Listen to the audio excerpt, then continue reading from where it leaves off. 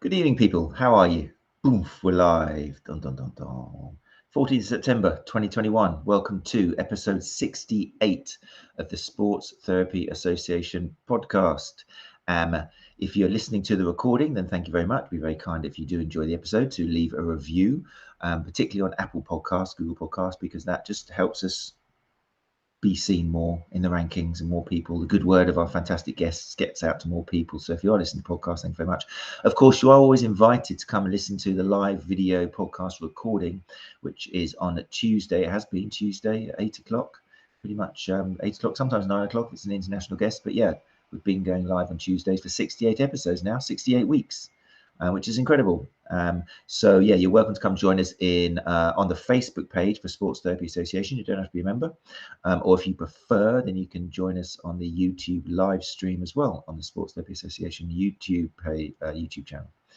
If you do join us live, if it suits you, then that's great because you can network with other people. When you ask questions to our guests live, then I can bring you up on screen so you get a chance to show off your flashy or not so flashy Facebook icon, for example. Here we go. Alistair's in the house. Hey, Alistair, how are you doing? Evening all. How are you? There's Alistair blowing what I think is a didgeridoo. Stephen's here as well. So yeah, it's lovely to join live. It's a great network opportunity, particularly for younger sports therapists. I recommend all my students come along here just to chill out and see what we do in the Sports Therapy Association. There won't be anyone running around online virtually with bits of paper telling you to sign up. It's just a chance for you to hang out with fellow soft tissue therapists and see what we're all up to. Bam, people are now racing into the room. Fantastic. Right, so before we get cracking on with tonight's guest, I just want to make sure that I thank last week's guest, Dr. David Rhodes, which was all based off a fantastic Twitter, and it was clickbait when I put it out. Sports therapists, stop pretending to be physios. I still love it when I say it. I feel so empowered saying that. And he said it. And it was a great episode because you did get a few people going, whoa, what are you talking about? We're not pretending to be physios. And it was great because Dr. David Rhodes, who's the course lead in Doctor of Professional Studies in Elite Performance at the University of Central Lancashire, he qualified as a sports scientist in 2003. Sports Therapy Masters 2008, PhD 2017. He is singing in the praises of the sports therapy profession. And his comment in context was, why are we always comparing ourselves to physios? It really is apples to oranges. And it's our own, it's our undoing, and it will be undoing unless we stop doing it. There's no point comparing yourself to a physio, and David talked us through all of the reasons and the simple fact that physiotherapy is a totally different course. If you're into sport and getting 3 years of MSK and working in conditioning and strength and rehab purely for MSK issues in sports and athletes, then sports therapy is the way to go. And physio shouldn't really be arguing with that at all, because physiotherapy is full of all the other beautiful things in the body. If you want to work for the NHS, you want to work in all the other departments, intensive care and paediatricians and old age and all these things, respiratory, and then physiotherapy is your way to go. So we've got to stop this kind of, I think it comes what we talked about before, in this kind of like imposter syndrome, where we think, yeah, I'm a sports therapist, but I'm not a physio yet. I'm not a physio. So I've never really reached my pinnacle in life. We've got to stop doing that. It's destroying the industry. And there's good and bad in all professions as well. So anyway, it's a great episode, and I thank Dr. David Rhodes again for his time. If you want to check it out, obviously it's available as a podcast. You can check it out on your favorite podcast player. If you like the video, if you want to see us talking live in action in video, then you can see it on YouTube. I haven't managed yet, slap my hand, put it on the Sports Therapy Association webpage yet, because it's just been so busy at work. But normally it will do. All the other episodes are up at the web address, which is thesta.co.uk. So there's lots of ways to find it. But anyway, so that was Dr. David Rhodes, fantastic. And we will get him back. A lot of people have asked, let's get him back. We will do, promise you. Talking of getting guests back, we enjoyed this guest so much that we've asked her back in a year after she appeared first, back in last year. No, this is one of the busiest guests I think we've had. It is Dr. Claire Minshull, which as soon as I put it out, we had people going, yay, hooray, hurrah. And she's so modest as well. But just before we bring her up here, I am going to just, once again say, if you're not following Dr. Claire Minshull and Get Back to Sport, then you should be. I mean, a lot of you I know who are coming in the room here now have done the courses.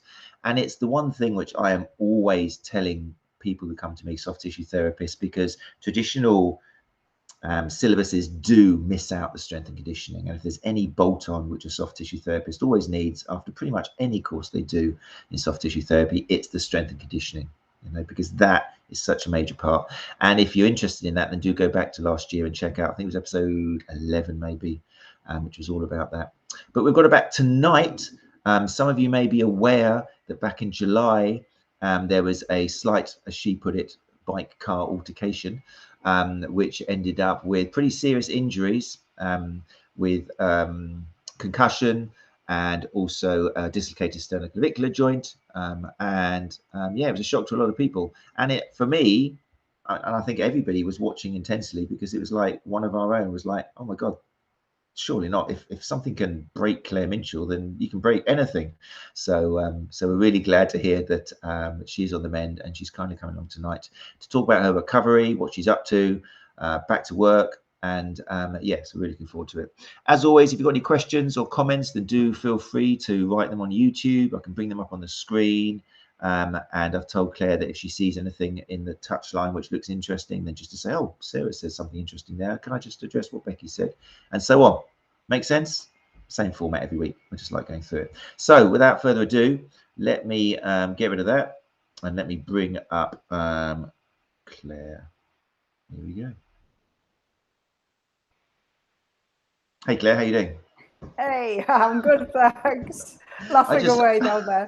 I know, I just thought of that, the fear of if something can break the Minshull, then all of us are susceptible to injury. Bike sales have gone down like 93%. How are you, first of all? I'm doing great. I'm in a good place. Thank you. That's yeah, good. I'm all the better for being here. It's always lovely to chat to you, and such a lovely audience as well. Feeling the love already. People are saying, I hope I'm doing well. So thank you so much. There is a lot of love you, and every time I've told you that, you've gone, oh well, that's very nice, Matt, kind of thing. But and when we were talking about what to talk about tonight, I was like, well, let's just talk about what's happened to you. Do you think so? And it's like, yeah, the people want to know. The people want to know.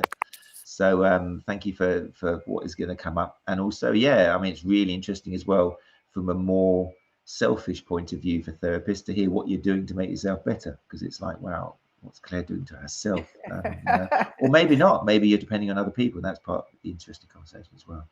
So there we go. So how should we, for people who don't know you, first of all, because I get very excited, there's like about 1,500 people download this podcast now. Awesome, every episode, Matt. which is great. And I'm hoping, although I love the 37, 47 people in the room at the moment, I imagine they all know you, but I want to talk to the 1,500 people who don't know you. So give us a little recap on who you are, Claire.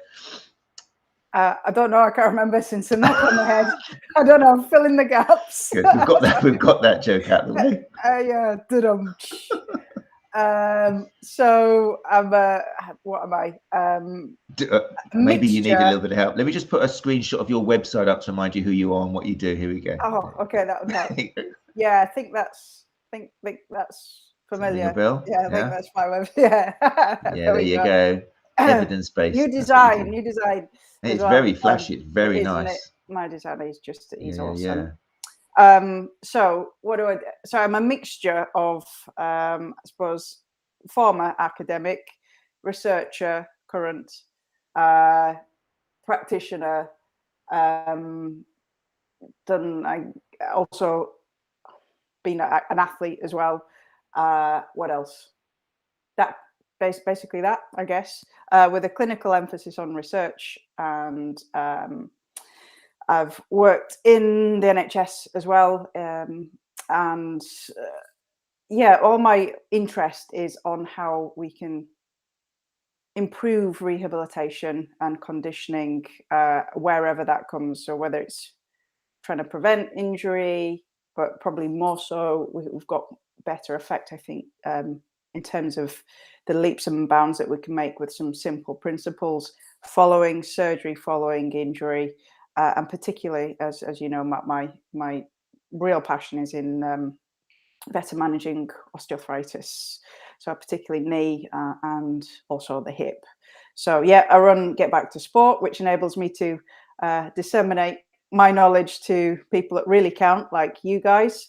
And if I can, help in any way to make your interventions a little bit more tailored and more specific, improve your outcomes by sharing what I know, then that's what makes me feel good.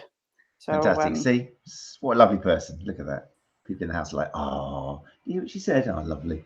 But it's great. And the important thing is, it's passion for me. The thing which attracts me is, it's like you say, it's putting research into clinical practice. Because strength and conditioning, the last time you were here, obviously we were talking more about that and some of the myths and misconceptions in strength and conditioning. Is it getting better, or do you think there's still a lot of information out there which is kind of missing some of the mark? Well, you know what? It is. So I know I did a lot over lockdown webinars and the like, and maybe people had more time on their hands as well to kind of listen to that stuff. And I think generally just that topic of conversation of, it's called, we understand it as strength and conditioning, but it's a hell of a lot more than that. I'm actually a neuromuscular physiologist, but kind of, I suppose, elements of strength and conditioning, well, they definitely come into that, but we need to know the fundamentals first. So I think that topic of conversation has become, I guess, bigger and louder and more prevalent within the therapy world. And point in fact, so not this just weekend, the weekend before, I got back to in-person teaching, which was just a thrill and delight at a guy called Jack Chu. I've heard of him. I think he was having a go at Santander on Twitter about 10 minutes ago. Yeah. So it was. So we run a course out of his great facility down in Manchester, and I anticipated that, and that was the first in 18 months. And I anticipated perhaps the knowledge of the room would be slightly higher, if not a lot higher, than 18 months prior. And obviously, it's a biased audience as well, or a self-selected in audience, but it was. And we'll see how we go. So I've got lots of in-person courses coming up. Not sure what that was. I just fell down. It's like I'm falling apart in here. But I said at the start of the course, I ask people for a definition of strength. What do they understand by strength? And when I started out teaching, I used to get at least 5 different definitions. And now maybe there's a couple, and there's a much better understanding of what that is, which is encouraging, because it means we can then all talk along the same lines. We can have the same, or if we've got different goals, but we've got a common understanding, but also we're able to kind of take things on a little bit further now. So yeah, I think it's improving for sure. Good. Yeah, I think you're totally right. Therapists, we said this a few times, because of COVID, one of the positive things which come out of COVID, and hopefully there's positive things that come out of even the worst things in the world, is that therapists are talking more. So therapists now are having a conversation of, but what is strength?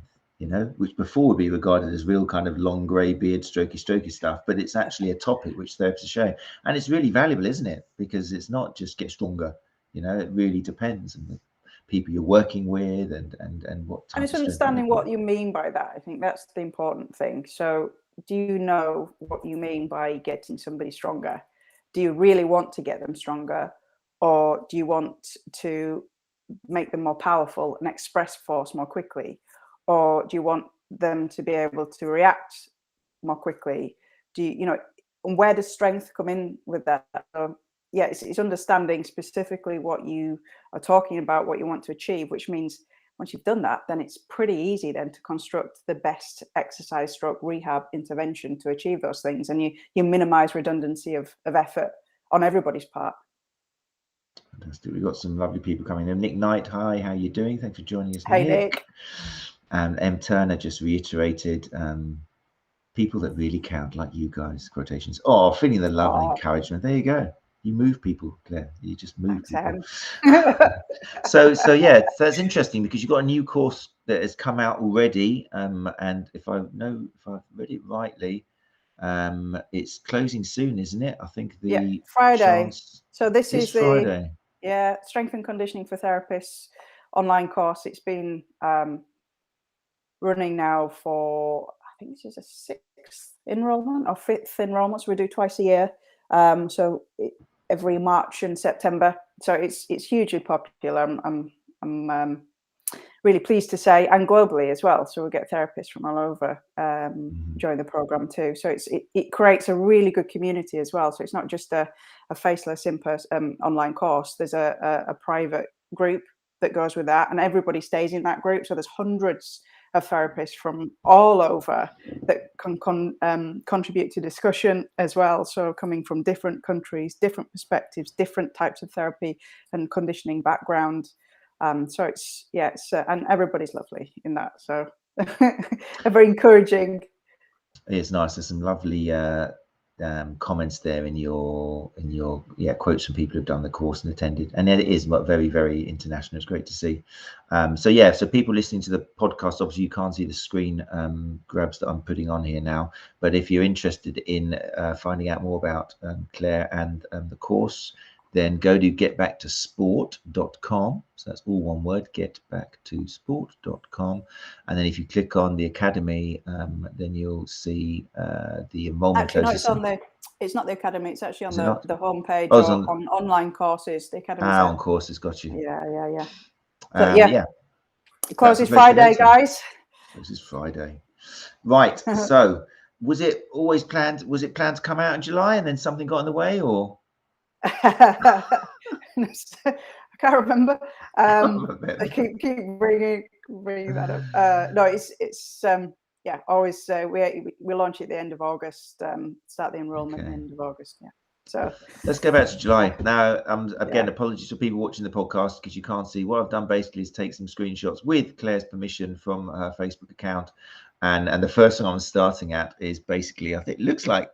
Did you take this picture? It's basically someone's legs in a stretcher strapped in a hospital. And it says, car versus bike. I'm out of action for a bit. Me last Friday, hit by a car and knocked off my bike. So what state were you in when you took that photo? Was that you or someone behind you? Yeah, no, that was me. I'd just come off the ambulance there, and they put me in a holding area before I went through to major kind of trauma unit. So I was in thankfully a bit more of a coherent state than when I got onto the ambulance. So I was basically taken out by a car coming from behind and then coming across into me. I've got no, apart from, I guess, that initial recognizing there was a car at my front wheel, and then feeling like a load of pain down my right side for a split second. I've got no memory of what happened for about 15 minutes after that still. And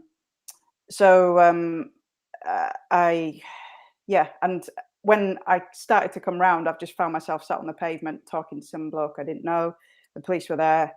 I didn't know my name. I didn't know where I was going. I didn't know where I was. I was completely, it was really scary. I was just so disorientated, but I didn't know anything. I didn't know my date of birth. I didn't know where I lived. So, to be fair, I was shitting myself. There we go. What? And there's this lovely man sat next to me who was talking to me, who turned out he was a fellow cyclist and didn't see what happened, but recognized there was a problem there. And he was just so utterly helpful. I didn't really know what was going on. But in that state, I kind of got into the ambulance and started to, I could remember my date of birth, which was starting to come back, which was quite reassuring. By the time I got to the hospital, I was coherent and I knew what I was doing. I was actually cycling to the gym. I had a meeting after the gym, meeting a guy called Rich Moore, who's a therapist in Nottingham, and then I had a meeting with Evie Martin online afterwards, and none of that happened. Something we lost the internet connection. We're there. We're back. That's okay. Yeah, I've got a message saying, okay, I think everyone's with us still. Yeah, sorry. So you had a meeting that day. That was the last thing I heard. Oh yeah, it was. So I was just wondering whether it's my connection to the internet. I was cycling to the gym and then going to have a catch up with a therapist in Nottingham called Rich Moore. And then I was meant to have a meeting straight after that online with Evie Martin. And then obviously none of that happened. So, yeah. Have you ever suffered concussion before? Never. Right. It's been a weird and sometimes horrible process. Yeah. And experience. I didn't really realize I had concussion then, which is a stupid thing because, I'd been hit by a car, my helmet was all smashed up, and all I knew was the main pain was here. And I just wanted to get out of there, really. But yeah, then when things started to settle down, or the chaos started to settle, then those concussive symptoms were fairly prevalent, which I'm still suffering a little bit now, actually, to be fair. Have you been knocked off your bike before? Yep, I have. Okay. But not like that. But Not not like like that. this. So Yeah. yeah, that was. So yeah, I don't. Yeah. Yeah, I suppose, and that's what we're kind of getting into, I think. So now, if you were working with somebody else who had suffered concussion, you've got that link now. You kind of know what they've got through. So it's kind of almost like extra empathy because you've been there, kind of thing. Yeah. You know? I There's a mean, lot of concussion courses, aren't there, for people, particularly doing pitch side and rugby and that. But again, unless you've been there and felt it, you're kind of nodding, but you don't really know. But now you know. yeah, I've had plenty of injuries and plenty of surgeries, and plenty of I think there's a bit on my site about being literally bedridden. So I know what that's like, and I have a a real empathy and understanding. Although I got another layer of it this time. But in terms of a concussion, no, I don't. Which is really strange, given the amount of sport that I've played and different types of sport. I've never really known anybody close to me suffer a concussion, which is so bizarre and strange. But yeah, sympathy and empathy for anybody that's suffered it now. Not that I didn't before, but you have that empathy obviously when you experience it yourself. Definitely. You must have had a concussion, Matt. Why'd you say that? What, you in What is it about my martial arts? persona? Oh, right, I see. I thought you were You commenting got on some kicked in kind the of head, punch surely. drunk thing. It's like I'm 6'6". I didn't get kicked in the head much. of course, I was of course. doing the kicking. Yeah, I got yeah. kicked in the ribs a lot, and but no one actually reached my chin. I was fine. Didn't ricochet up. No, I played rugby as a youth, and I did run into conversion post once and knock myself out, which is more to do with my sense of direction than anything else. But that was a long time ago, and I think I just remember my kind of coach at the time just kind of dragging me up by the shoulder and saying, "You staying on? You getting off?" And I was like, "Oh, we're staying on. Is that the right answer?" That was a long time ago. I don't think people took it as seriously as it is now, but I don't think it had many long-term effects. Sorry, I lost my words there. So it should be okay. Anyway, right, let's move on to the next. We should make joke about concussion. It's a serious thing. Right, let's go on to the next photo. Now, again, sorry for people listening to the podcast. We had here, this was now 22nd of July, came here yesterday to see the brilliant Graham Tivoli Strong. What he doesn't know about the sacroiliac joint isn't worth knowing. Likely surgery next week. I'm lucky to be alive. Okay, so tell us about that. Sternoclavicular joint, rather than sacroiliac, but never mind. So it was. I didn't really know much about the joint, as in I kind of knew the anatomy, but again, it's I found out quite quickly after that it didn't feel right, and then when I got home, it really didn't look right, and it looked unstable, and I just say now I am so utterly fortunate and blessed to know so many wonderful people out there, which has meant that because I got discharged. Well, in fact, I discharged myself from my A&E because I was in there for 9 hours and I was just causing a disruption, as in there was in the way, and they weren't getting my results back, and nothing was going to happen. I was going to go back to fracture clinic in however many weeks' time. So I contacted a consultant friend of mine to get his thoughts on the issue. He referred me for an MRI, and it became quite apparent quite quickly that I needed to do something quite quickly about it, potentially, because then, there's, you could leave it in position, or out of position, and conservatively manage it, but given what I suspected was it was going to be unstable and probably wouldn't let me continue to do the things that I want to do. And then the ultimate intervention is a full reconstructive surgery where they take, a gracilis and kind of drill into your sternum and go around the back, and have a cardiothoracic surgeon on standby. And like, I didn't quite fancy that. But so then I was, again, so many lovely people. I thanked many on Twitter for steering me into what I should be doing or who I should see. So I contacted Joe Gibson and just said, have you got any thoughts? Help. Immediately she said, this is your guy. You need to go see him. That's what he does, surgery here. So then that's how I ended up at the Spire. And thankfully he saw me and we had a good old conversation. But what became apparent in that consultation was that the whole capsule and all of basically the SCJ posteriorly dislocated first and disrupted all the capsule, such that I was wondering why I was going, don't worry, you're okay. You're all right. I'm like, what do you mean? And I'm like, and then it became apparent, like literally a couple of millimeters further, probably. And then, I probably wouldn't be here because of all the venous structures, arterial structures that sit behind there. So yeah, it posteriorly dislocated first, then came anteriorly and sat up in a super anterior position. Mm-hmm. So it was a decision to have surgery. And again, fortunate he put me on the NHS list, because all of this is, MRI I pay for myself, and the consultations, and I'm not, I haven't got private health insurance, and something needed to be done quickly. So it's quite a stressful time, really. So anyway, he put me on his trauma list for the following week, and he's specialised and developed this. I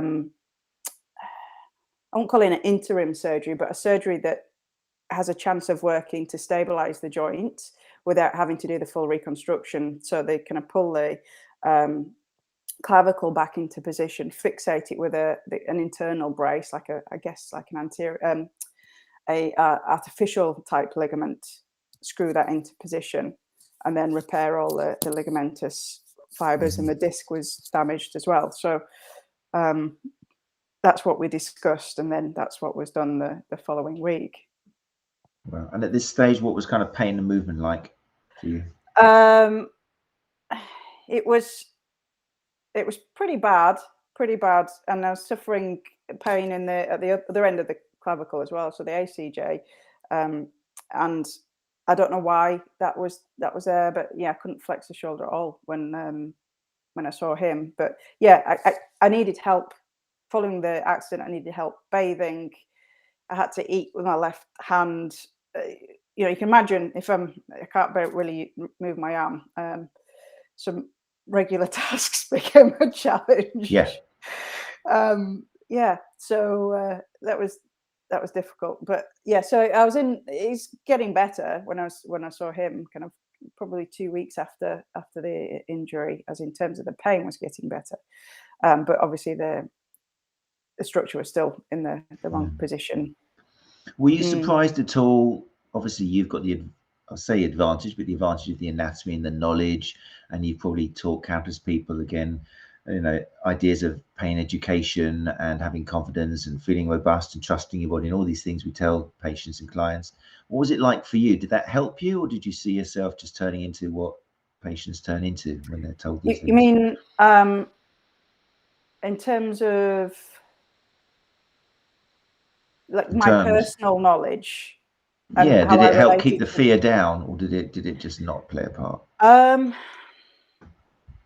In some ways, but then in other ways I'm still human, and also I'm led to believe, and that realization that I could have died, but not for the reasons that originally were, or he could have run over your head.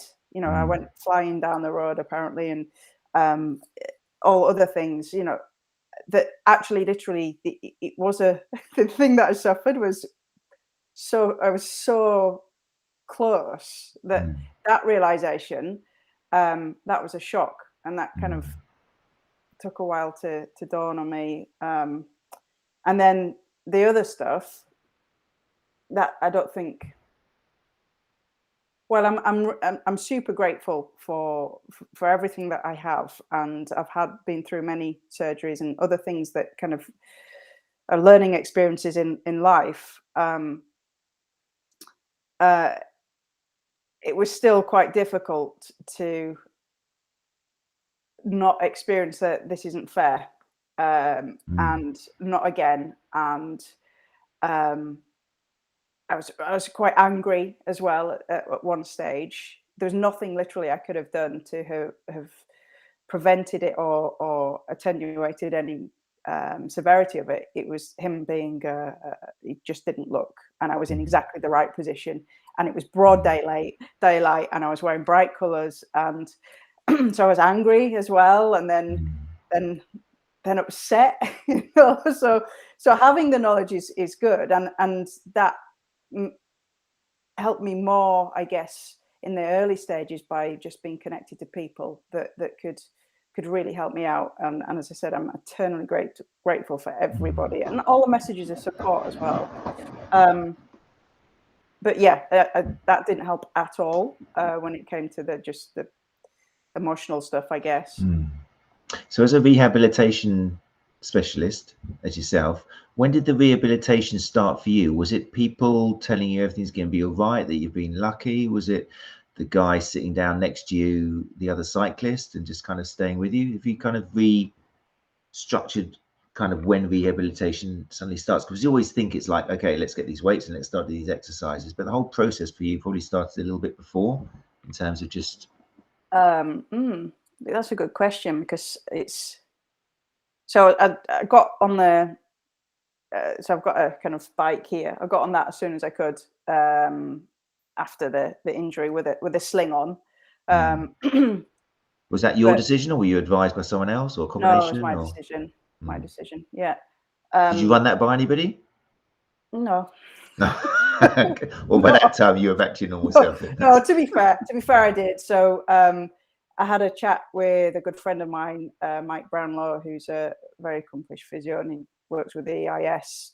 Talked to him around concussion, and some other people as well around concussion too, because that's just a complete, I don't have experience with treating individuals with concussion, or I've never experienced it before or known anybody. So I very much was reliant on them. And, I was only joking before.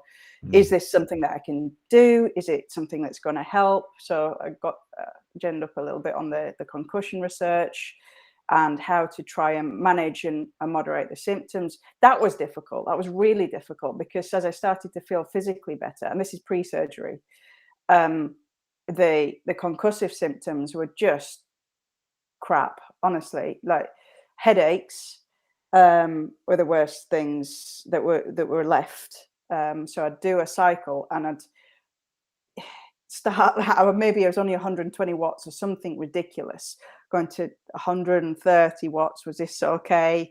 And then after 20 minutes, okay, that's fine, leave it there. And then I get a headache like half an hour later.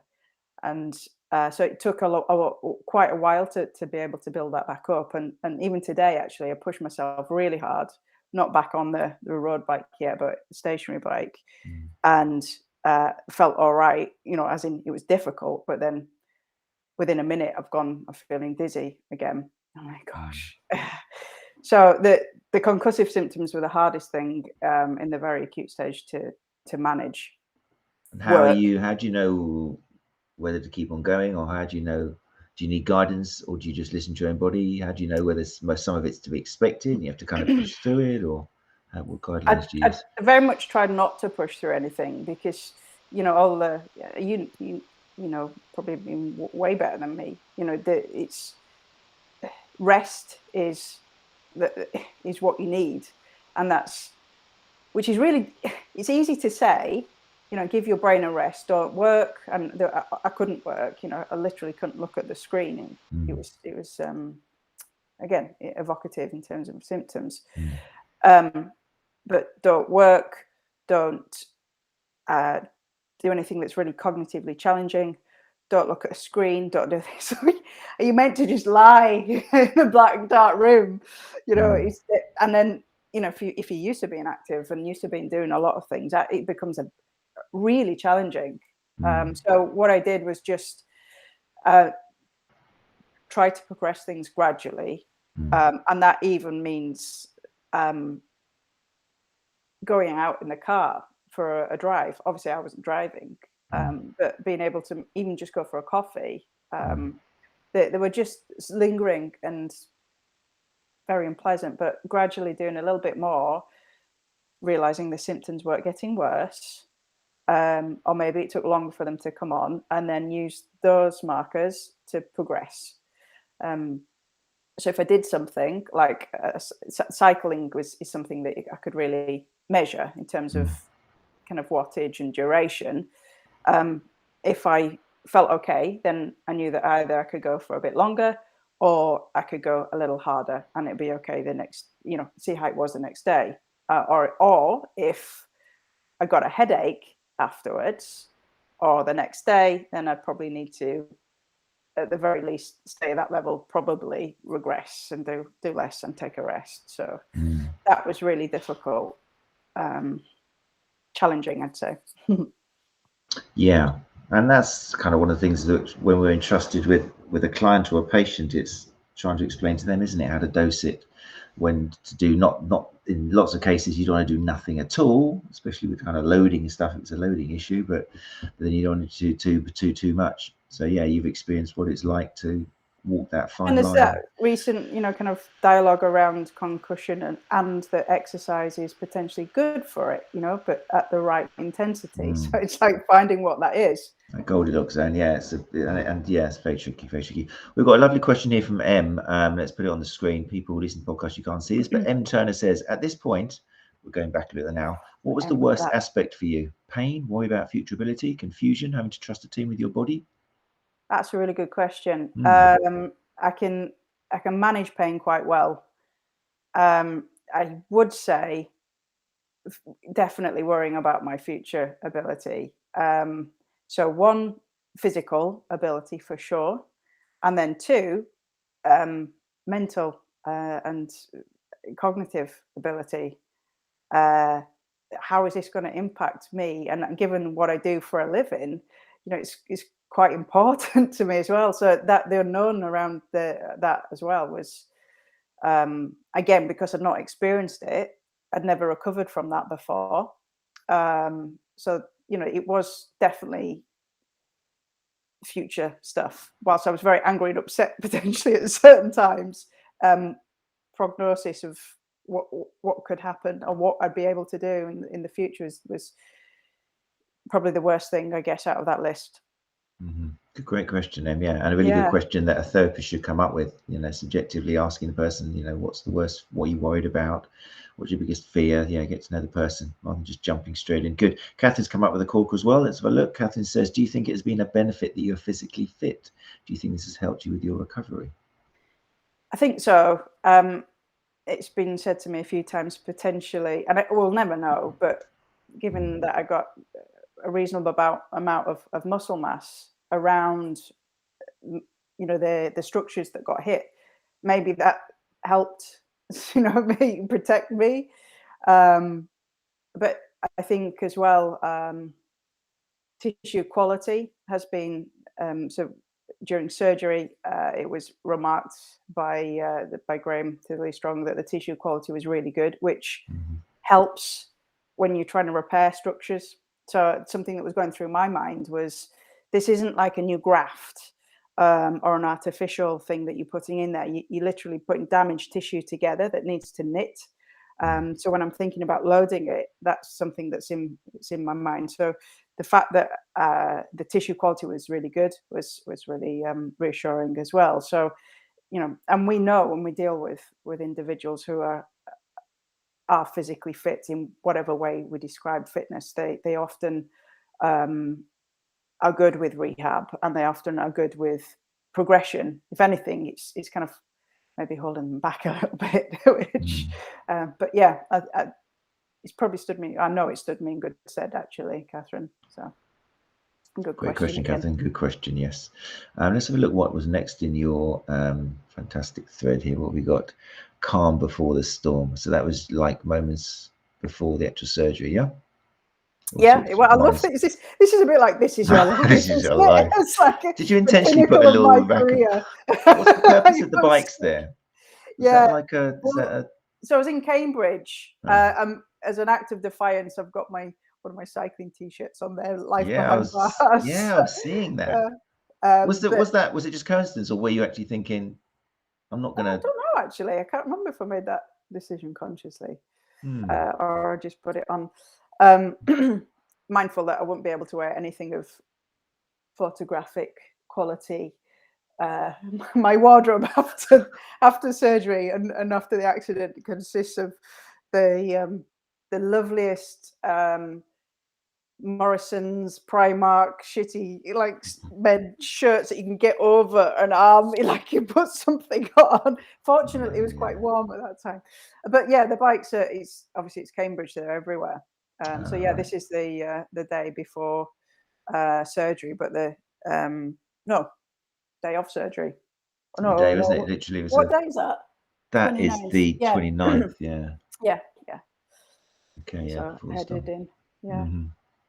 Okay, so obviously you went in, you came out, and this was now 29, 30, then how many days in July? This must be really boring for everybody. No, it's not at all. Believe it's not, because it's a case history, which is interesting. It's you, which doubles it up as interesting as well.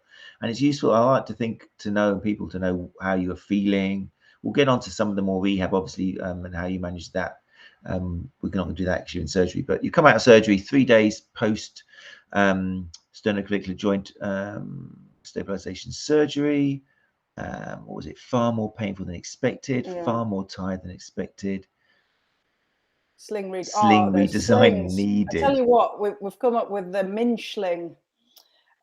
So a complete redesign of the slings that you get given for, certainly for SCJ dislocations, and they just don't add the support where you need them. But anyway, so I've pulled a strap off where it holds it around your waist and put it another one kind of my shoulder to make it comfortable for you. Yeah. Well, you've got a problem there, because you can see from the photo that gun is just bursting out and causing all sorts of compression issues. Even though you put in the photo, my biceps have disappeared. Gone. Yeah. Oh no, I'm so familiar with orthopedic surgery, and I've had some. What did I have? First, I had a scope, then I had an ACL, then what would it be? Then I had a discectomy, then within 6 days I had an emergency surgery, same place. Like kind of back versus knees, very different,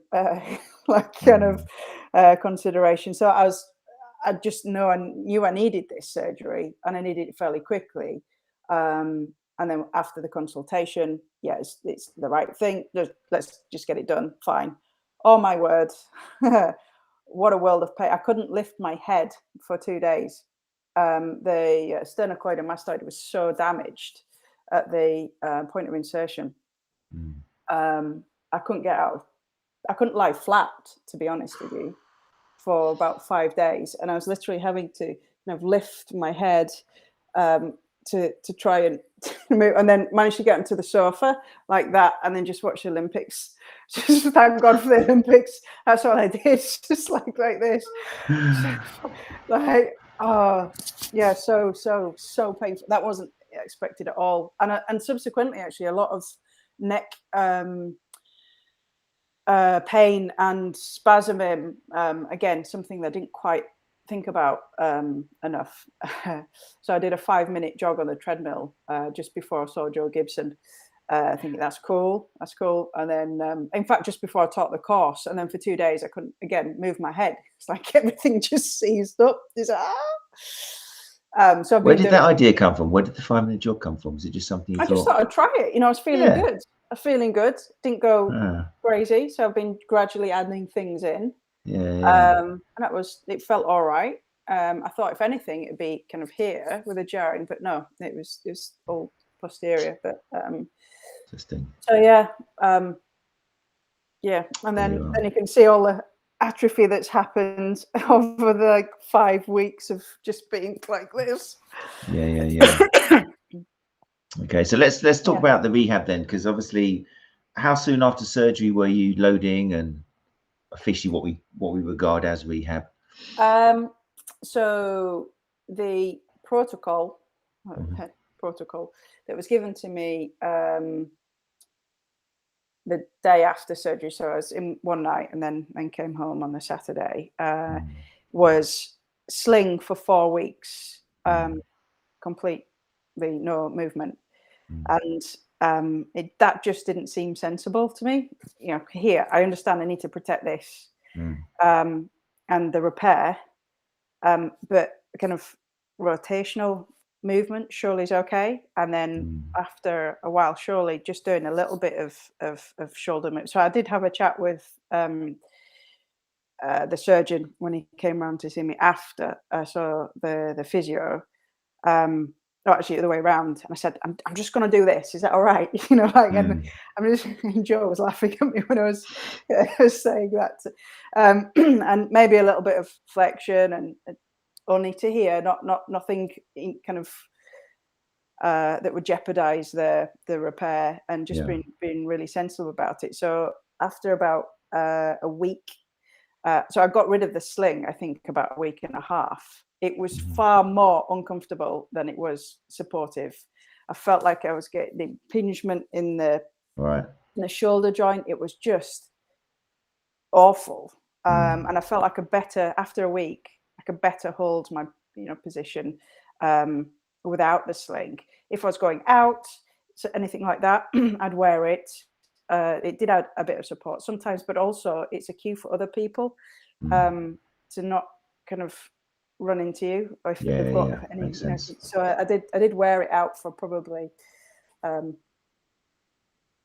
maybe 2.5 weeks, maybe 3 weeks. But by 2 weeks, I was holding drinks, and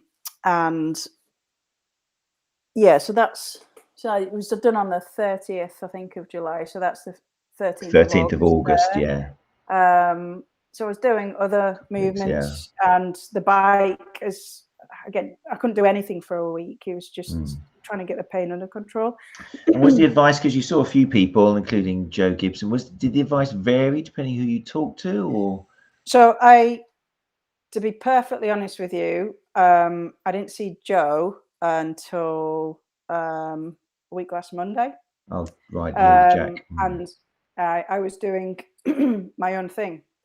So gradually increasing range of motion. I checked in with some other friends of mine, Andrea Bailey. She's a great physio friend of mine, a couple of other people as well, just to get a sense check on, the protocol was no loading, so complete immobilization for 4 weeks.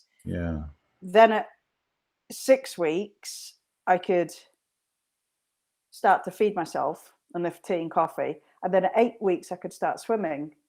I was like, hang on a minute, that just doesn't, with no, like, kind of no judgment. No, it just didn't sit right with me. So I felt like I could progress more quickly than that and actually make it a little bit more joined up. So I was loading a little bit more, but also doing the opposite side as well. So many of you may have heard me talk about the cross education effect before. So I was, when it felt comfortable enough, I'd be doing stuff on the left side and then also stuff on the legs as well. So that, to be honest, didn't happen till about 2 weeks after surgery. It's just still really sore. And again, I didn't want to jeopardize from the other side.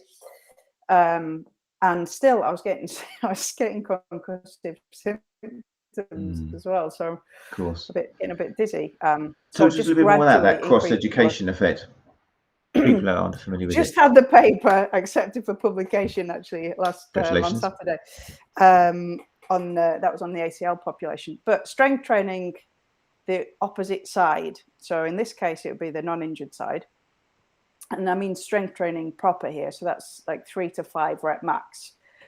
Can, in individuals who are, let's say, healthy but untrained, can bring about a strength gain on the non-trained limb.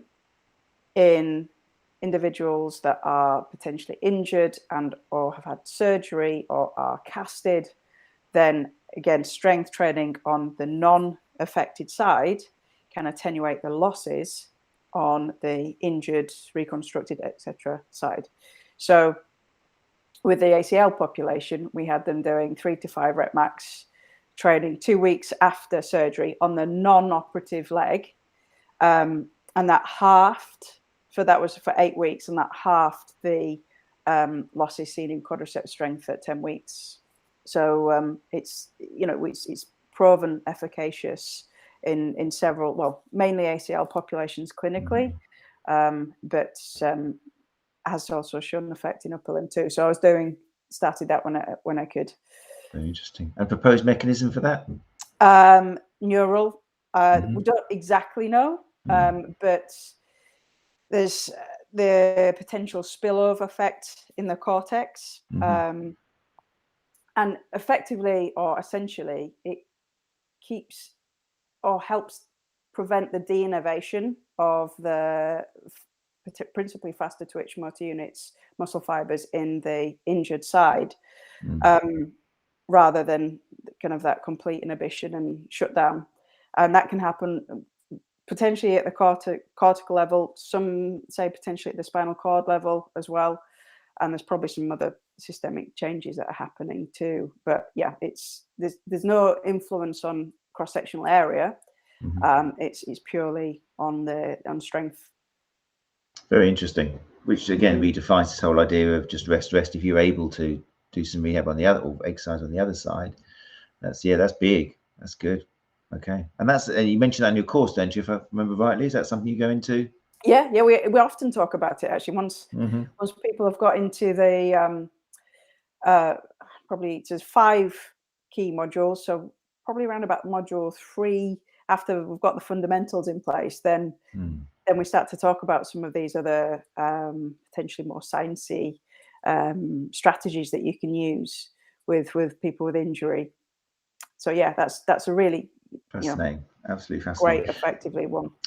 And you mentioned the 3 to 5 rep, which is lovely to talk about. What about with your injured arm? How did you decide whether you were going for kind of force or velocity or high reps, low reps? What so I'm still progressing that right now, and I'm feeling like I've got a really good basis to do that. And the past couple of weeks have just been great. But really, it's about acceptance and tolerance of load within the tissue, and progressive. So I've gone by literally how it feels. I've got a rough, I know what I can or could before I was injured. I know what I could lift. And it was just starting with a 2 kilogram weight to start with. Does that feel okay? And gradually, I'm using that guide a little bit as well. When should I not be doing full flexion, of the shoulder joint? Or when is it potentially that I could start doing that and probably bring that forward a little bit if it feels okay? And so I've been going by my symptoms as well, and then thinking about the tissue remodeling. So I kind of ran about 4 weeks, started to load it, and doing so partial range reps. So one of the first things I was doing for the shoulder joint was a landmine press, but just like a partial range. So kind of not full range of motion, but it felt good to load the tissue. And I think yourself, if you've ever been injured, the difference between something that doesn't, feels threatening and something that feels good to load the tissue. And it wasn't nothing to failure, nothing really heavy. It was just about putting load back into that tissue. Okay. And what, that was, oh gosh, I don't know. I have loads more, I'd be putting weights on it rather than, so I guess that would probably be about 30% of what I could do.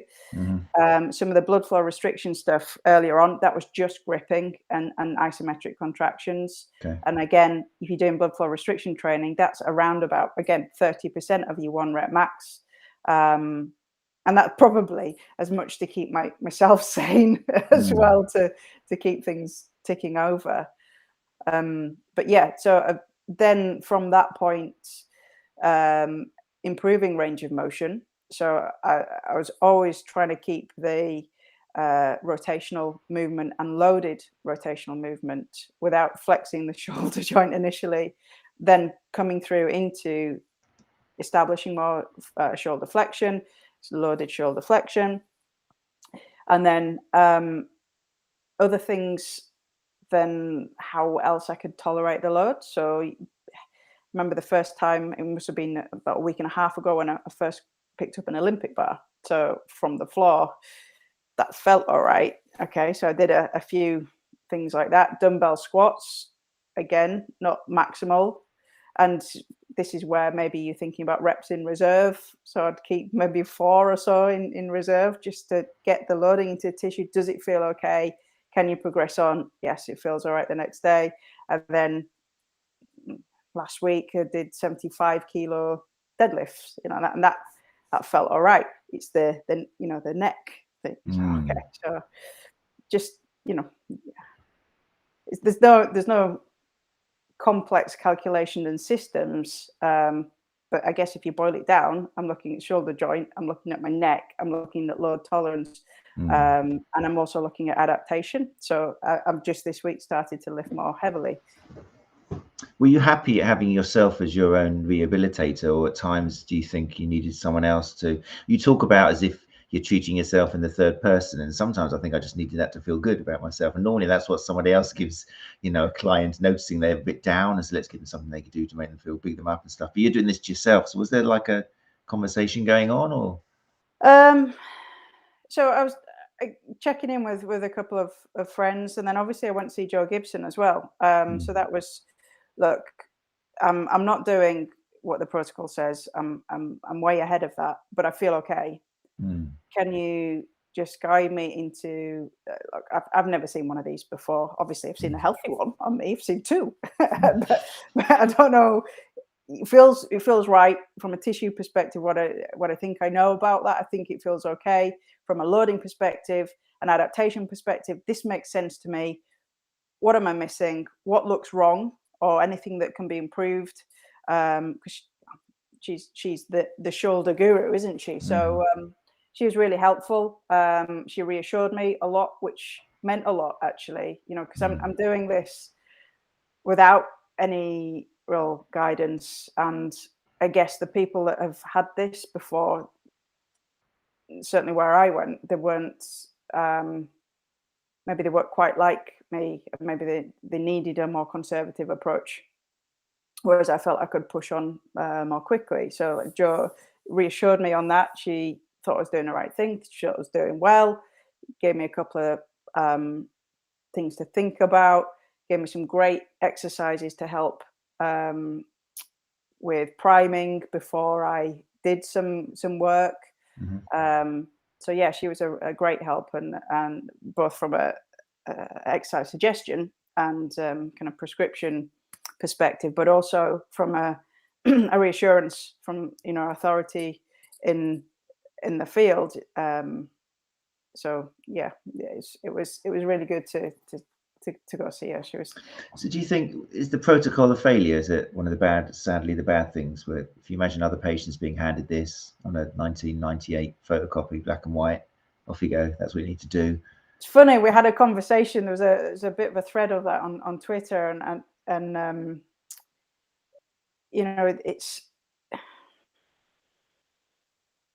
it's a difficult one, isn't it? It's a difficult one because you need to protect and respect the surgery, but you need to as well understand that individual in front of you And if that person is sedentary, isn't really used to doing very much, and maybe their tissue quality isn't quite as good as it could be, then maybe that conservative or more conservative approach might just be fine.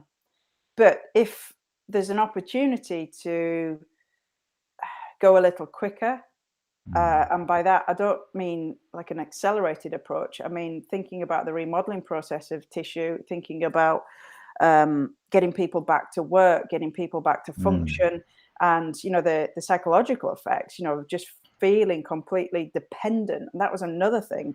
Oh God, just felt like so useless. I couldn't do anything. I couldn't cook, could drive.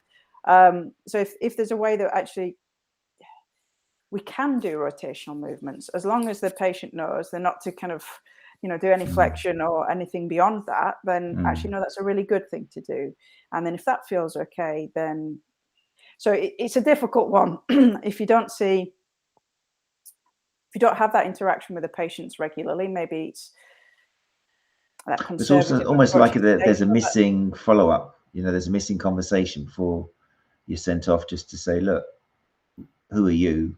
How are we going to do this for you? It's kind of, yeah. it's tricky, I isn't it? wondered. It made me think about how we approached older populations and OA, for example, and even osteopenia and osteoporosis. Stay away from heavy loads because that's threatening. Well, in actual fact, we don't want to stay away from heavy loads because we need heavy loads for adaptation in the right way, in a progressive way, and to help combat sarcopenia and to improve joint stability and to improve bone mineral density and mitigate the consequences of falls. We need to put that stimulus into the system to get that adaptation. But it's, yeah. And I guess it's something that's, because it's not like an ACL where there's how many tens of thousands of research papers on it. It's something that's still in its infancy, I guess, for research looking at the different types of individuals or different categories of surgery and goals as well. We were talking a couple of weeks ago with Jamie Johnston about fear avoidance model, and that's kind of ringing in my ear as well, because yeah, as soon as you say to someone, right, we're going to mobilize this for 4 weeks, and you can, like you just said, this person could end up avoiding things, having fear, and never go back to work and never pick up their grandchildren again. And you described how unwell you felt not being able to do stuff. So imagine somebody who's secluded, isolated, haven't got anyone to take them out. So yeah, it rings alarm bells for me. But yeah, I wasn't there, so I don't know. Yeah, I don't want to be, you know, come across as being really critical of it, but it does, and anybody individually. But my gut just, I've seen a similar thing in other environments where we've actually progressed on because we've known a little bit more and we've researched a little bit more, and it feels like we could do that potentially with this and clearly other areas too. But yeah, it's easy to say, but how easy is it to do with? But it's all part of this: treat the person, not treat the injury. The protocol is based on the injury, isn't it? It's all very structural and this and that mustn't move, but there's a person on the end of that, and that's probably the biggest factor, isn't it, in terms of movement and fear and pain and stability and all that stuff. But I don't know, putting that into practice is tricky, but I think it's part of a bigger picture. But anyway, fortunately, look at this. People can't see this on the podcast, obviously, but look at that, back to form. It's almost like that was not quite, obviously, for the perfectionist, but you're missing this on the podcast. But you've got fantastic tricep, bicep, lat thing, delts going on there, and beautiful picture in the background as well. That was part of you said finally managed to get away for a couple of days rehab with a view. I bet that helped as well. I bet that was a lovely place to do rehab for the right reasons as well. Yeah. So fantastic. My only holiday of the year was meant to happen on Monday after I got knocked off my bike on the Friday. So that didn't happen. And then, you know, all the surgery, the injury, then surgery and blah, blah, blah, blah. So yeah, it was really nice just to get away to that was the peaks actually. Had some great weather and some walking and Yeah, doing rehab in the garden there it was good. So Yeah. we've mentioned your course. Has this, I'm interested in hearing, and we're going to have to finish up soon, so I appreciate people have got to get away, but has this experience kind of made you rethink certain elements of your course at all? Or is it kind of, or maybe not change the structure of your course, but change you as a person, who's kind of the way you're thinking?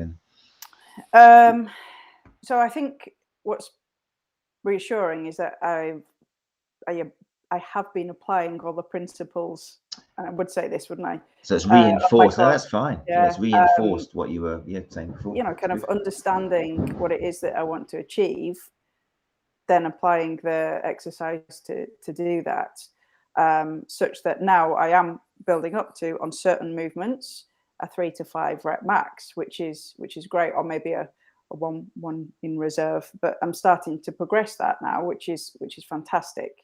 And it was a progressive approach to doing that. And in terms of me as an individual, again, it's another prod to just say, take stock, be thankful for what you have. And um, there were times where I couldn't work at all, and it forces you to take a breather and just kind of look around you. So yeah, I think it's just another reminder of that, and the importance of other things, and people and family and friends.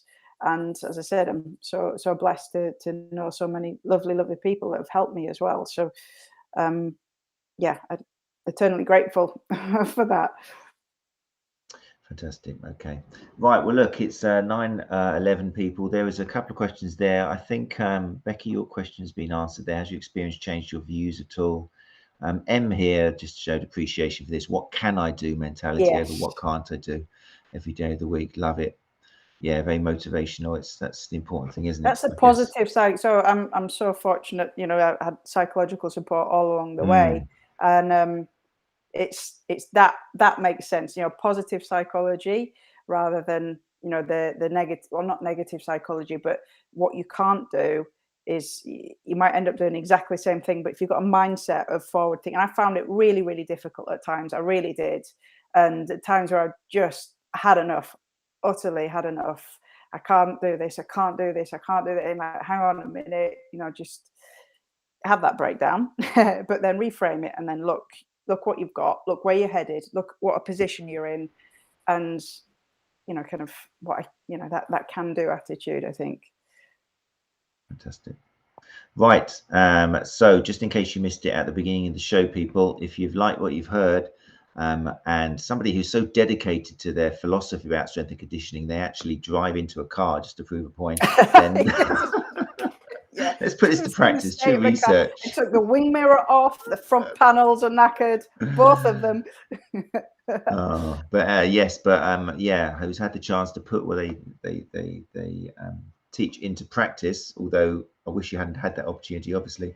But yeah, then the details are, just to repeat, let's just put this on solo, then go along to getbacktosport.com, so getbacktosport.com, and you've got courses there, and we're talking in particular about this course that enrollment closes 17th of September. There's plenty of people in the comments who said they've done the course and recommend it. I recommend it to any soft tissue therapist who comes to my doors and recognise that they want to feel more confident in strength and conditioning, and how to help their clients with loading and all the different variables and things they've got to take into consideration, and to be evidence informed, which is the big one. Because remember, we say it all the time, there's plenty of courses out there which look great, flashy, and will help you part with your money, but they don't start with that foundation of evidence. That's where you got to start off from, and then add to that slowly. If you don't know how something's working, then you can start thinking. But so yeah, totally recommend this course. But just to repeat, if you listen to the podcast, it does close 17th of September. What I'll do is make sure this is uploaded tomorrow, so you guys can hear it. So you should still have a few days left to book onto that if you want to.